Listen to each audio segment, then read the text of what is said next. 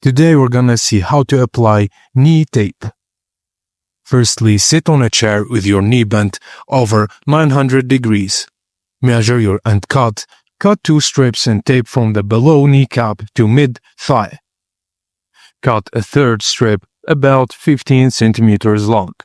Ensure the knee remains bent throughout the process and place the base of the tape below your outer kneecap without stretching.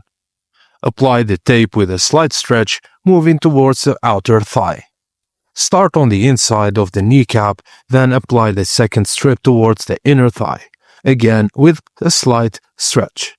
Finally, rub the 2 tapes together to ensure a strong bond.